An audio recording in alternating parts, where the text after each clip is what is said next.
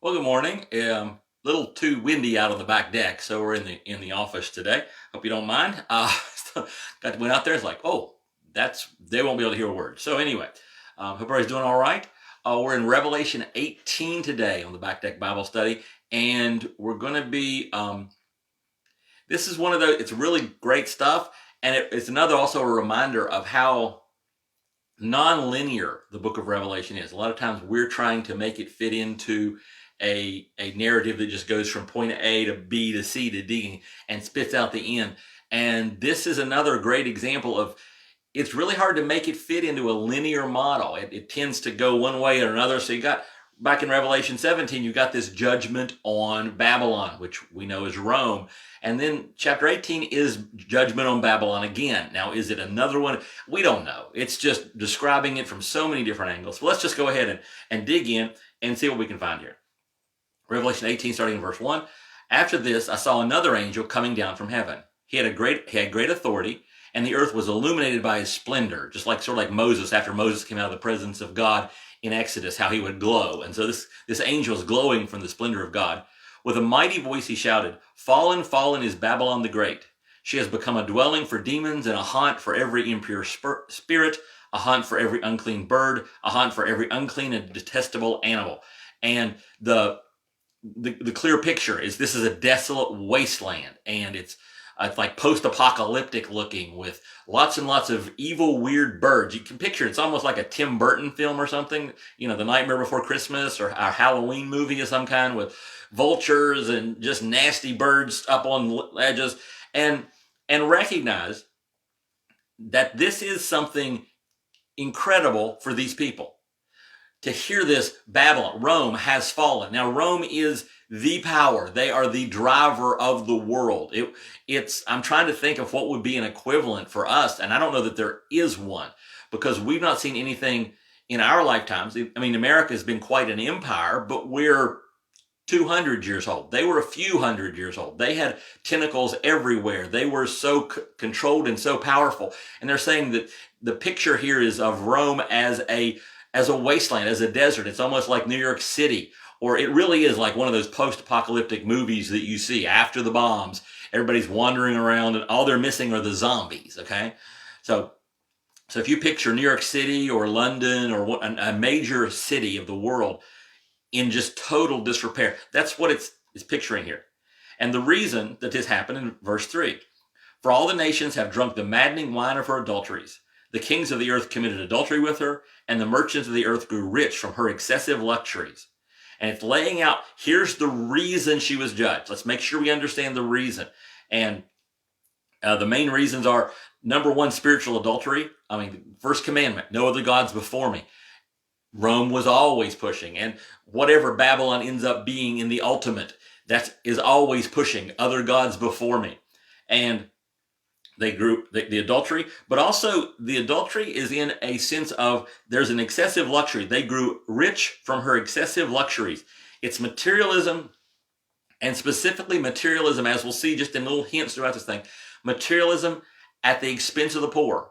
Rome was getting money from poorer people and using it to give themselves, and we'll see some just the opulence that they had was crazy, and we'll talk about it when we get to it. And this is this luxury. And in verse 7, when we get there, we'll talk about their other sin, which is pride. And okay, stop for a second. So the sin of Rome, the sin of Babylon, the sin of any city or empire is not putting God first, putting other gods, materialism, wealth, literal small g gods, whatever before God, expansive materialism, and pride. Well, that's like all of them. Isn't that like every empire, like ever? Yeah. See, that's why this whole thing is this constant developing thing. Okay. So then verse 4. Then I heard another voice from heaven say, "Come out of her, my people, so that you will not share in her sins, so that you will not receive any of her plagues."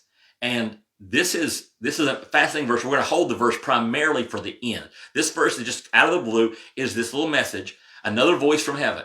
Now, the other voice in this case, this is God's voice. God doesn't talk a lot in In Revelation, he talks here.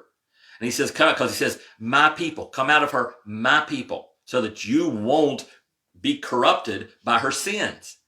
Come out of the world and be separate. That's what he's saying right here. And we're going to come back to verse 4 after we've read the whole thing, because it's a very important verse. Now, verse 5, we're talking about what's going on. In receiving her plagues, her sins are piled up to heaven, and God has remembered of her crimes. And Rome was called the city of seven hills. The hills were said to reach to the heavens. The Tower of Babel, remember that? That was supposed to reach to the heavens, the pride thing. And in Jeremiah 51:9, it refers to the judgment of Babylon reaching to the heavens. Verse 9 says, we would have healed Babylon, but she cannot be healed. Let us leave her and each go up to her own land, for her judgment reaches to the skies. It reaches as high as the heavens. And that reminds us again, that first Babylon, the Babylonian Empire that we run into in the Old Testament, is the archetype. It is the standard. And now in the current situation that they're living in, Rome is the new Babylon. And the links, as we've seen and will see, are just all the times they link back and forth the writer to Babylon, and then to the original Babylon and to Rome. And then again, as we talk about it, these things link to every empire on earth. Every time there's an empire, they live into the same sins that the Babylonian Empire lived into, that the Roman Empire lived into, that empires today live into, and eventually the ultimate end empire will live into. Okay? Now, let's keep moving. It says, verse 6, give back to her as she has given, pay her back double for what she has done. Pour her a double portion from her own cup. Give her as much torment and grief as the glory and luxury she gave herself. And now, what's happening there?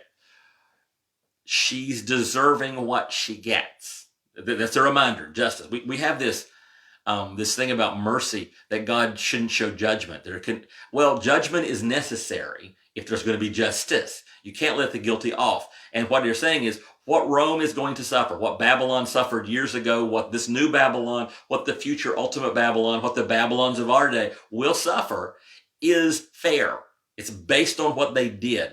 Okay? For all the torment and grief and the glory and luxury she gave herself. And then here's the pride thing. In her heart she boasts, I sit enthroned as queen. I am not a widow. I never mourn. I will never mourn. I'm the queen. I'm in charge. Life's going to be good forever. You ever hear that kind of thing? Oh, we're just going to keep going just the way it's going forever. And that goes back to Isaiah 47. There's a lot of culture stuff here, a lot of Old Testament stuff in this one, really woven together. You said, I am forever the eternal queen. This is Isaiah 47, verse 7. Which pretty much, I'm throned as a queen. Isaiah 47, I'm forever the eternal queen. But you did not consider these things or reflect on what might happen. Now then listen, you lover of pleasure, lounging in security, and saying to yourself, I am, and there is none beside me. I will never be a widow or suffer the loss of children.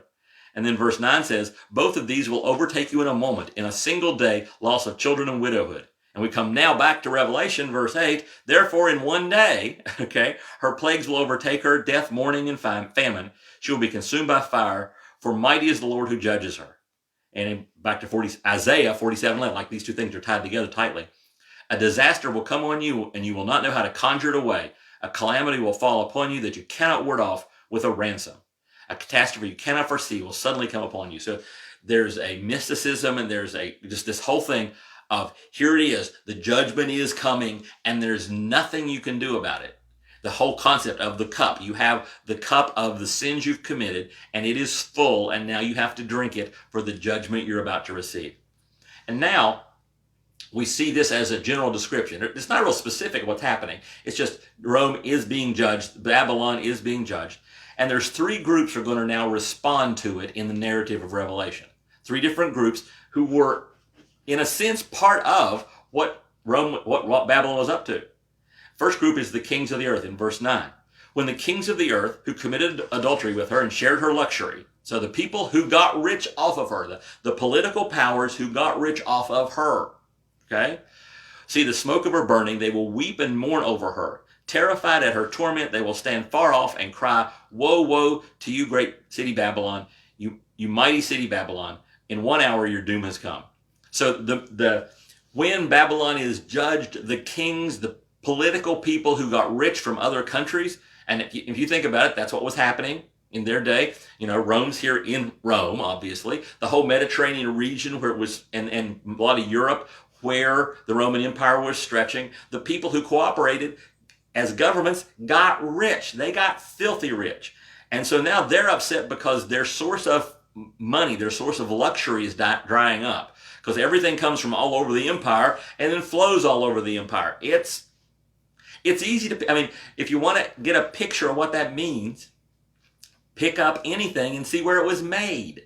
Okay? Because our stuff's not made. Some of it's made in America, some is made in China. You'll find you'll pull up a shirt made in Cambodia. And so there is that trade that we have, which is based in water primarily for us too. And they had that kind of trade at a different level. We'll see some real details in a little bit. And the kings get rich because they tax it as it passes through. And one thing comes through, they tax it, and it goes back out, and they tax it. It comes in as raw materials, and they tax it. It goes back out as a finished product, and they tax it. And so the government people get rich. But they're not the only ones. There's a second group that's watching this happen. In verse 11, it says, the merchants of the earth will weep and mourn over her because no one buys their cargoes anymore. We just lost our economic power. All our wealth went away. Military expansion. Frankly, Rome, a lot of times when Rome expanded, it was for military purposes. A lot of times any empire expands, it's for monetary purposes. They invaded Britain. Rome invaded Britain to get copper, tin, and gold. That's why they went there. And by the way, so here's this list. The merchants of the earth will weep and mourn over her because no one buys their cargoes anymore. Now, we're going to talk about the cargoes, and the cargoes are both going to show us how opulent and rich they were. It's also going to show us how wide-reaching the whole thing was, because it says gold, silver, precious stones, and pearls. And we already talked about the gold was coming from Great Britain. Okay, they were going to Great Britain, was one of the places they were going to get their gold.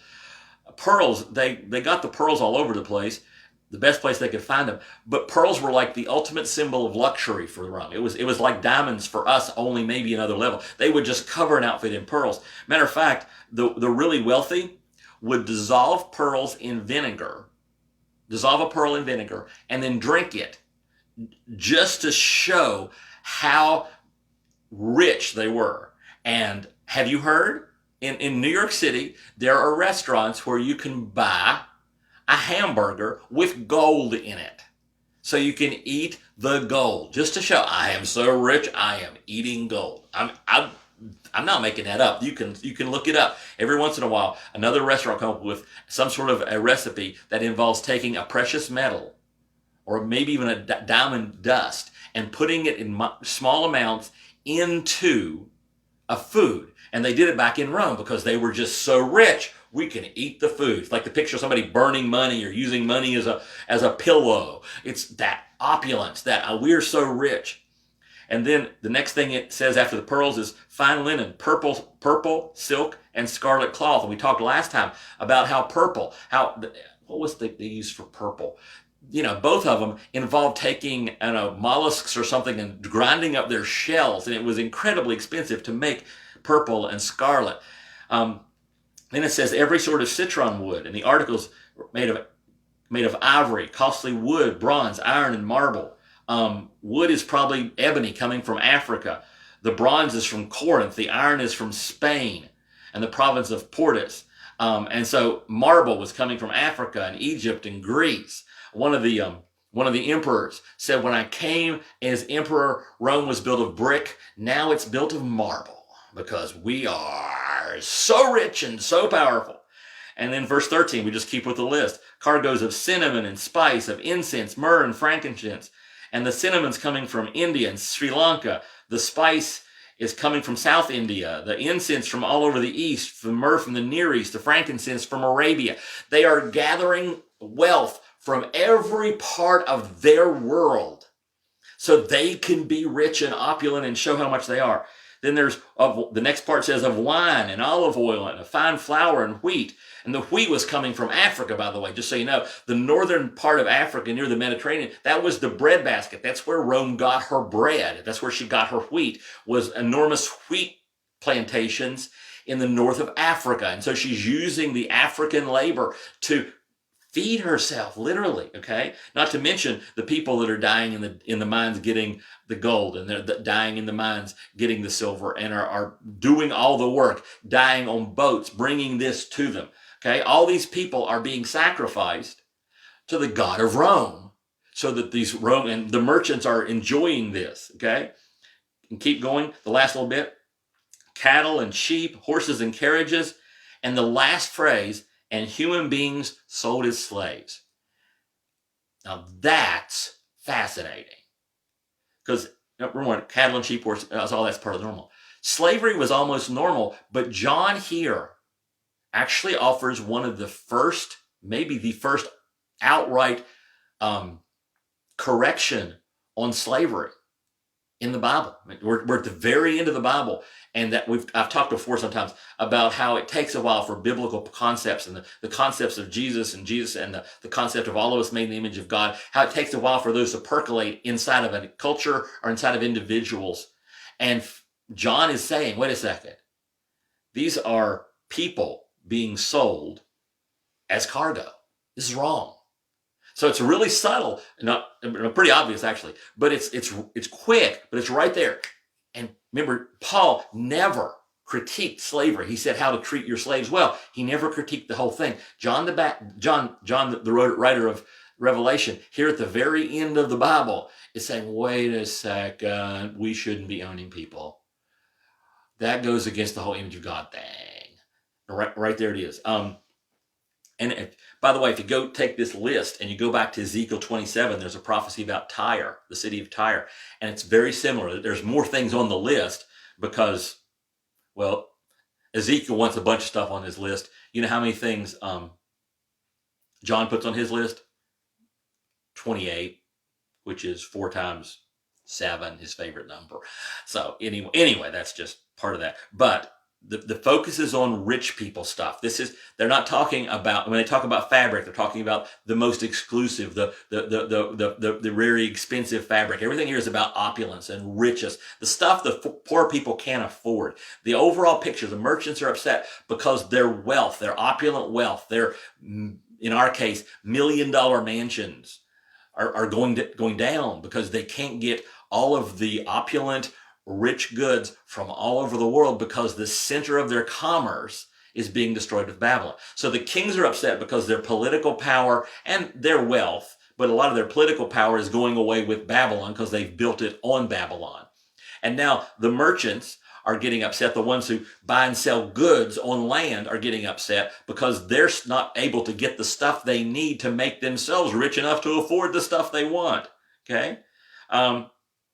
And then verse 14, still talking about these guys? Yeah. Still talking about them. They will say, the fruit you long for, I don't know who they is.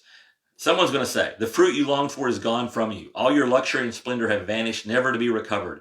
The merchants who sold these things and gained their wealth from her will stand far off, terrified at her torment. They will weep and mourn and cry out. So we're talking still about the merchants. They'll be crying out, woe, woe to you, great city, dressed in fine linen, purple and scarlet, and glittering with gold, precious stones and pearls. So now they're saying the merchants are now crying out. Very similar. It's interesting. It's similar to what the kings cried out. But there's one little cool thing in there. The merchants are off to the side. They're watching the source of all their riches be destroyed in Rome. But he says, the great city dressed in fine linen, purple and scarlet, glittering with gold and precious stones and pearls. Do you know who was dressed in that exact same outfit? Yeah.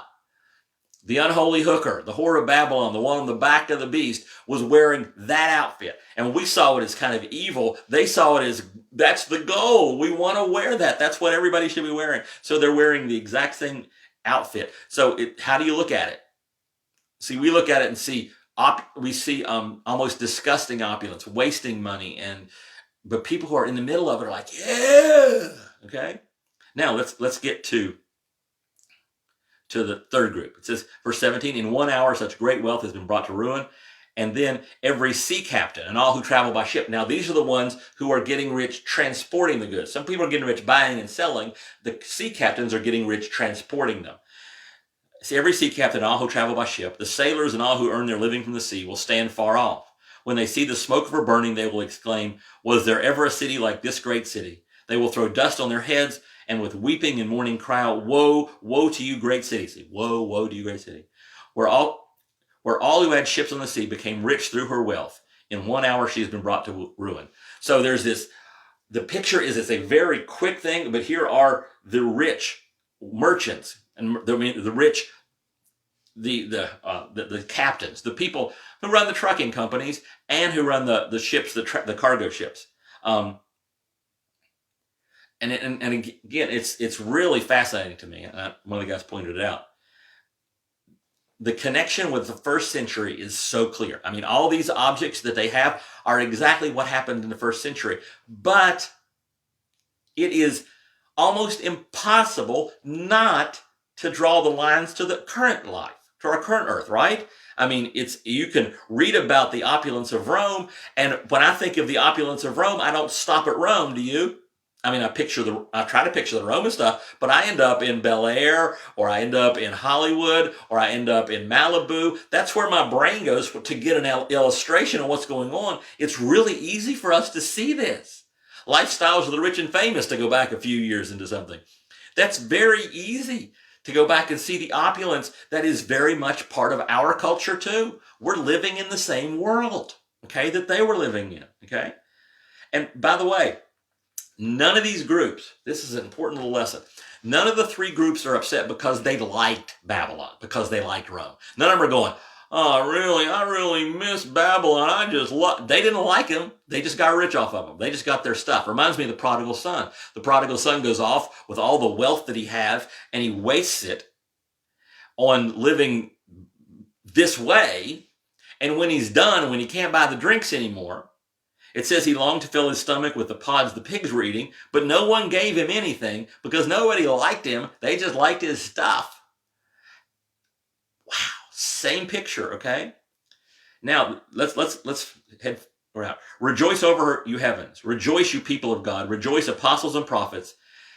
For God has judged her and with the judgment she imposed on you. Okay, the one who has been persecuting you is being judged. Then a mighty angel, here's a picture of how fast it happened. Then a mighty angel picked up a boulder the size of a large millstone and threw it into the sea and said, with such violence, the great city of Babylon will be thrown down, never to be found again.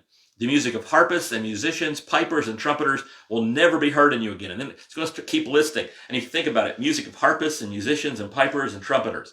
Who has a collection of harpists and musicians and pipers and trumpeters? Yeah, that's the wealthy. Okay, you know, this is not one guy sitting off to the side playing a guitar. This is like a little mini orchestra kind of thing. It's not going to have it. That's opulence. Then it says, no worker of any trade will ever be found in you again. And for the people who were listening to this original letter, remember, if we go all the way back to the 7 letters, we had lots of examples where the trade guilds, the people who had the trades, were persecuting Christians because they were using their religion to persecute Christians. And here's the same thing. No worker of any trade. Okay, those guys are done. Will ever be found in you again. The sound of a millstone, which is how they ground their grain, will ever be heard in you again. The light of a lamp will never shine on you again. The voice of bridegroom and groom and bride will never be heard in you again. Your merchants were the world's important people. By your magic spells, all the nations were led astray. That magic of money. Okay, it's not really magic, it's the magic of money. By your magic spell, all the nations were led astray. In her was found the blood of the prophets and of the holy people that killed the Christians, but also of all who have been slaughtered on the earth. All that wealth always comes at a price. You may have heard, was popular a few years ago, talk about blood diamonds and how the people were being killed getting diamonds. But there's always poor people at the bottom of any of these pyramids of money. Okay, anytime there's a money pyramid, there are people being ground to death at the bottom of it. It's always the case. And so the weak and the poor are being slaughtered to make money for the rich, and they're being judged for that. That's a big part of the judgment is A, the opulence, but B, the price they're paying in human suffering to get it. Okay? I mean, the Roman boats, some of them were sailboats. They were also slave driven. Remember that you've seen the movies and the pictures where there's oars in the bottom of the Roman vessel, and it's being pulled by slaves who are in time, and they're going. Now think about do that across the Mediterranean. Okay, these are the people, and the wealth is being transported on their backs. It's being gathered out of the earth on the backs of the poor. It's being transported across the Mediterranean on the backs of the poor. These people are being punished so that other people can live luxuriously. And God has had enough, and he punishes them. Okay? And so that's what's going on. And now let's go back to verse 4. So we sort of rushed past it because I said, I want to hit that verse last. Because in the middle of all this, there's this other voice. We said it was the voice of God. God speaks out of heaven. And it's obvious he's speaking to us. I heard another voice from heaven say, come out of her, my people, so that you will not share in her sins, so that you will not receive any of her plagues. And it seems easy. We say, oh, well, I avoid all the sin. You know what we avoid? How do I get this right? We avoid the poor people's sins. We really do. We avoid the sins of, the sexual sins and the drug sins. We know those. We avoid those. You know the sins we have trouble avoiding? The sins Rome got in trouble for. The sins of accumulating wealth. The sin of accumulating wealth on the backs of others. The sin of not caring for those who are weak. Okay? Those are the sins that we commit. And they're the ones that we're drawn to. And there's that siren song for us to fall into that. And that lure of wealth and power is just as addictive. It's just as enticing for us as it was those people back then. Christians throughout history, we've all had to battle that song of, stuff, power, stuff, power. And how we can get rich with everybody else. And we fall for it so often. He's saying, hey, listen, okay? Listen. The voice calls out, come out of her, my people, so that you're not sharing her sins, so that you will not receive any of her plagues. When the crap falls on these people of judgment, you don't want to be standing nearby. Okay, you don't want to be Lot's wife who's lingering as she's leaving the Sodom and Gomorrah and gets caught up in the plague. You don't want to be so close to this that you're drawn in and you're caught in the same plagues. And it's such an important message. Throughout this Bible, throughout this book of Revelation, it is just a normal thing for it said, and this powerful angel said, and this angel said, and this angel said, and this angel said, and this angel said, and by the way, an angel says. This one isn't so important. It's not given through an angel. It's given by God. Okay?